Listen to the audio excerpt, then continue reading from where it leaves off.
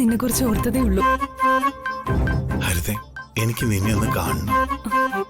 എനിക്കും നിന്നെ കാണണമെന്നുണ്ട്. നാളെ നീ ഇങ്ങോട്ട് വരുമോ? അല്ലെങ്കിൽ വേണ്ട, ഞാൻ അമ്പലത്തിൽ പോകുന്നു കള്ളം പറഞ്ഞിട്ട് ശ്രീകൃഷ്ണ ക്ഷേത്രത്തിൽ വരാം. അതൊന്നും വേണ്ട. പിന്നെ കാണണമെന്ന് നീയല്ലേ പറഞ്ഞ? കാണണോന്ന് പറഞ്ഞത് ശരിയാ, അതിപ്പ കാണണം. ഇപ്പൊ എങ്ങനെ? ഹരിതേ, ഞാൻ നിന്റെ വീടിന്റെ കോമ്പൗണ്ടിലുണ്ട്.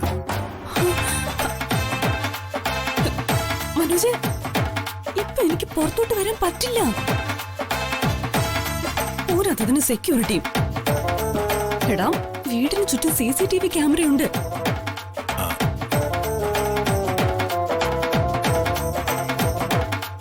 സെക്യൂരിറ്റി ഒക്കെ നല്ല ഉറക്കത്തില. ഞാനിപ്പോ നിന്റെ വീടിന്റെ കാർ പോർച്ചിലുണ്ട്. താഴെയോ? പിന്നല്ലാതെ. നീ വേഗം വാതിൽ തുറക്ക്. ശരി, നീ ആരും കാണാതെ അവിടെ മറിഞ്ഞു നിന്നോ, ഞാൻ ദേ വരുന്നു.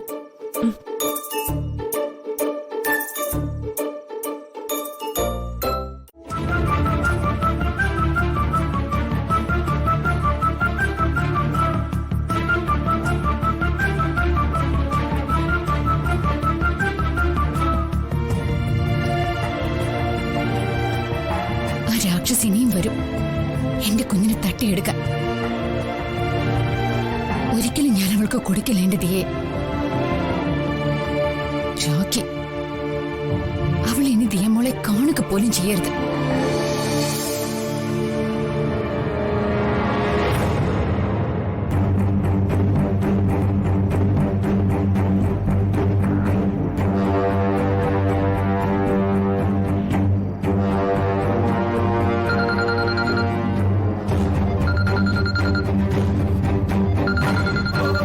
മാധവേട്ടാ, എണീക്ക്.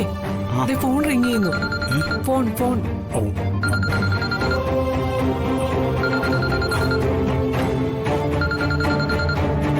വന്ദനമോളാണല്ലോ. ഇവളെന്താ ഈ സമയത്ത്? എന്തെങ്കിലും അത്യാവശ്യം കാണും, എടുക്ക്.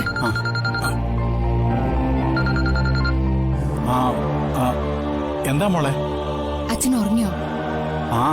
ഒരുറക്കം കഴിഞ്ഞു. എന്താ മോളെ, എന്തായി രാത്രിയില്? അച്ഛാ, ദീമോൾ ഉറങ്ങിയോ? അവള് നല്ല ഉറക്കത്തില. ഇപ്പൊ അവളെ വിളിക്കണോ? വേണ്ട, ഉറങ്ങിക്കോട്ടെ. എന്താ മോളെ, അവളെ ഈ രാത്രി തന്നെ വിളിക്കണമെന്ന് എനിക്ക് തോന്നിയത്? അച്ഛാ, മറ്റൊന്നും കൊണ്ടല്ല. രാഖിയെ സൂക്ഷിക്കണം അച്ഛാ. അവൾ ഏത് നിമിഷവും വരും എന്റെ കുഞ്ഞിനെ തട്ടിയെടുക്കാൻ.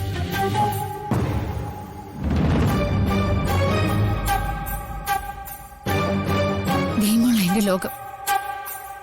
അവളില്ലാത്ത ലോകത്ത് വന്ദന ഉണ്ടാവില്ല. എന്താ മോളെ നീ പറയുന്നത്? മോളിപ്പോ ജഗന്റെ ഭാര്യയാ.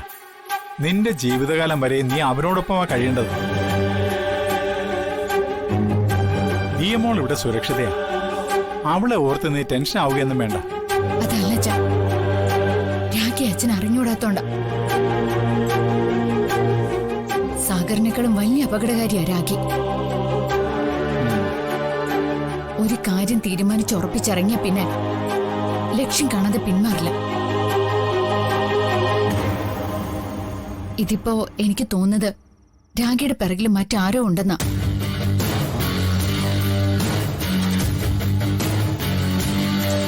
ഇല്ലെങ്കിൽ കുറച്ച് ദിവസമായിട്ട് ഒരു വിവരമില്ലാതിരുന്ന രാഖി ഒരു സുപ്രഭാതത്തിൽ ദീമോൾക്ക് വേണ്ടി ഇറങ്ങിത്തിരിക്കോ? മോള് ടെൻഷൻ ആവണ്ട. മാധവേട്ടാ, അപ്പൊ ഉണ്ണിങ്ങ എന്നേ. അമ്മ ചോദിക്കുന്നു, ഞാൻ കൊടുക്കാം. മോളെ, ദീമോൾക്കൊന്നും സംഭവിക്കില്ല. മോള് സമാധാനമായിട്ട് കിടന്ന് ഉറങ്ങാൻ നോക്ക്.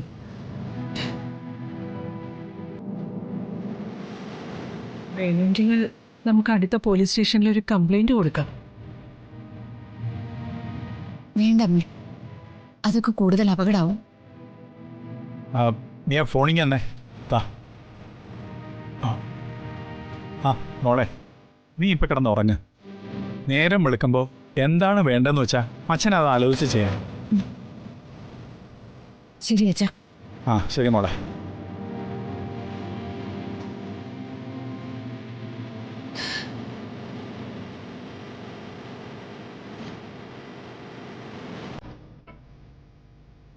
ദീമോൾക്ക് എന്തെങ്കിലും അപകടം ഉണ്ടാകുമെന്നുള്ള പേടിയാ പന്തനിക്ക്. ചന്ദ്രു, നീ ഉറങ്ങാൻ നോക്ക്. ഒരമ്മയാവാൻ സ്വന്തം വയറ്റിൽ തന്നെ പറക്കണമെന്നില്ല, അല്ലേ ചന്ദ്രു? ആ, നീ കിടക്ക.